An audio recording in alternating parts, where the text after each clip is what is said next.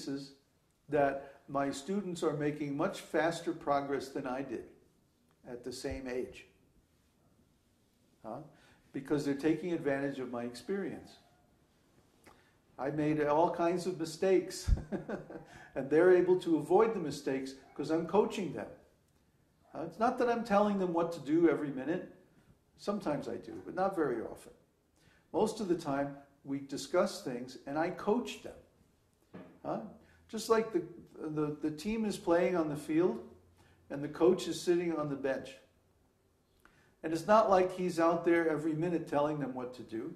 No, they have their own intelligence, they have their own talent, energy, skills, and they apply them in the game, and they're the ones who actually play the game and win. But the coach is there on the sidelines observing, and he's telling them, well, from my experience, it's better if you do it this way, you use this strategy or that strategy. So that's the role of the guru in the practical daily life of the disciples. It's like a coach. You have your own intelligence. You have your own energy, your own desires, your own relationship with Krishna. My role is simply to advise you and coach you how to make the best of the opportunity of human life to advance in spiritual consciousness until you get back your full Krishna consciousness. So after going through the Mesoteric circle for many years and applying all these things and getting to a higher and higher stage of Krishna consciousness, at some point Krishna says, okay, he's ready. I trust him. I'm going to reveal myself to him. And this is the perfection of Krishna consciousness, and this is the gateway from the Mesoteric circle to the Esoteric circle. In other words, the traveling going from the general population to the Exoteric circle, that's a decision that you can make. I'm going to go through the gate of association. No problem. But to get from the circle, the Exoteric circle, to the Mesoteric circle, you have to go through the gate of initiation. You have to make a commitment and be accepted by the spiritual master. You have to pass the test of the spiritual master. The spiritual master has to feel that he can trust you, because he's going to have to take part of your karma. So if you mess up, then the spiritual master has to deal with that. But when you get to the gateway to the Esoteric circle, only Krishna can let you through. You can't go through by any effort or by any decision that you make or any help of other people or anything like that. In the Mesoteric circle, the students can help one another advance. And they do. I see it all the time. They're always discussing among themselves and sharing their insight and their help with each other and helping each other by association to get through. Because I can't be everywhere and I can't keep everyone's details in my head all the time. So they help by passing on the instructions as it's appropriate. But when it comes to going to the Esoteric circle, only Krishna can let us through the gate. Only Krishna can open the gate of realization that allows us to move from the Mesoteric circle to the Esoteric circle. And when he does that, then he reveals his personal form, and he becomes directly available to the devotee, personally available to the devotee for constant association. And this is the perfection of Krishna consciousness. This is the perfection of the esoteric teaching. And everyone can attain this. In Vedanta Sutra, it's said that unless there is a tremendous karmic blockage, like unless a person does something really, really bad, that it's possible to attain self-realization in one lifetime. That's the meaning of dharma. Dharma means, in one sense, religion.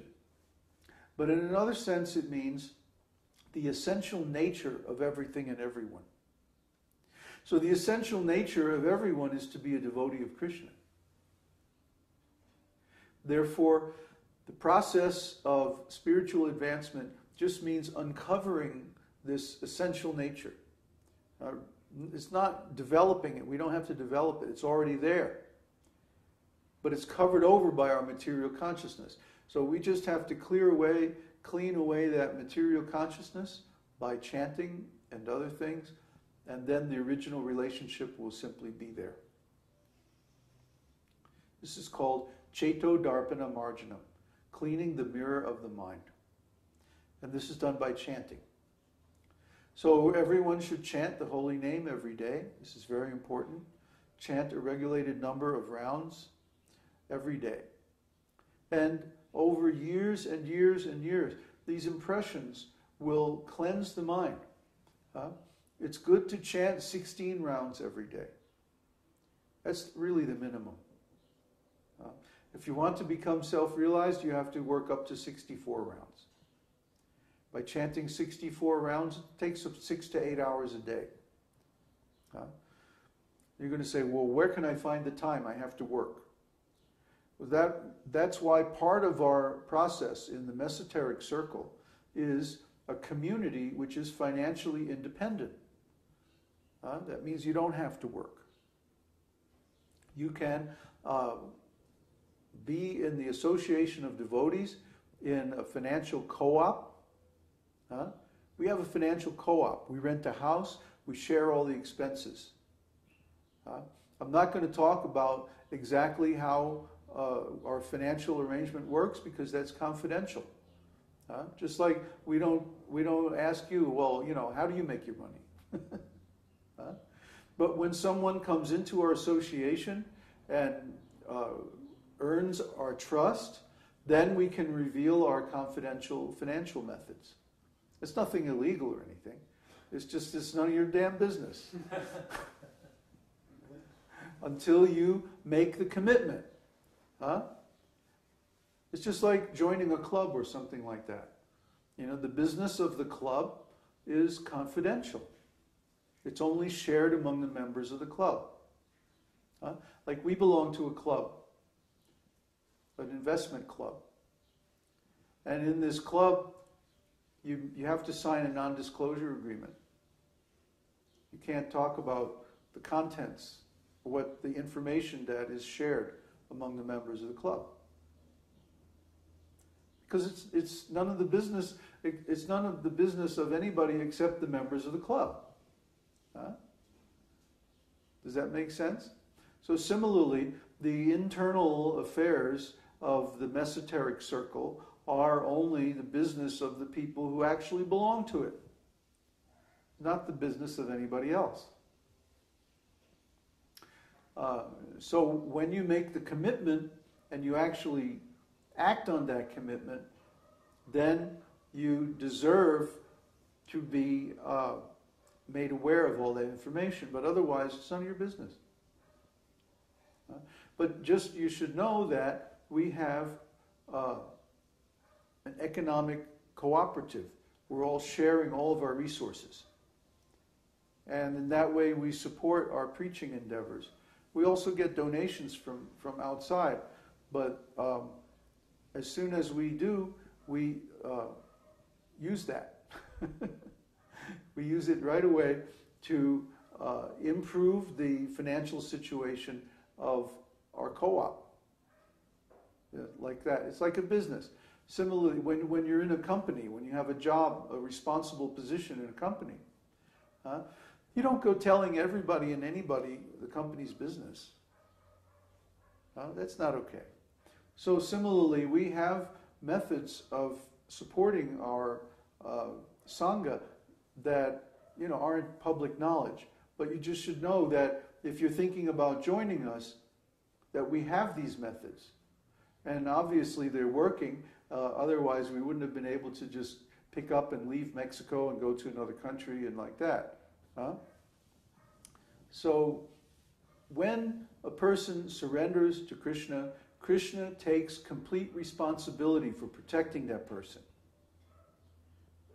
And especially when one begins to do some important service for Krishna. Just like if you become a very important servant of the government, The government takes responsibility for protecting you. Maybe they even assign guards and everything. So you never have to worry about defending yourself. You never have to worry about your maintenance. You simply perform your service and everything is taken care of. Yes, you have some responsibility, but then other responsibilities are taken care of for you so you don't have to do it. You see? That's how it works. It's cooperative. When we cooperate together, we can accomplish so much more than we can as individuals. And what happens, the modern society, the system, wants to separate everybody so that everybody has to have their own apartment, their own car, their own kitchen, their own this, their own that, everything separate. And that means a tremendous duplication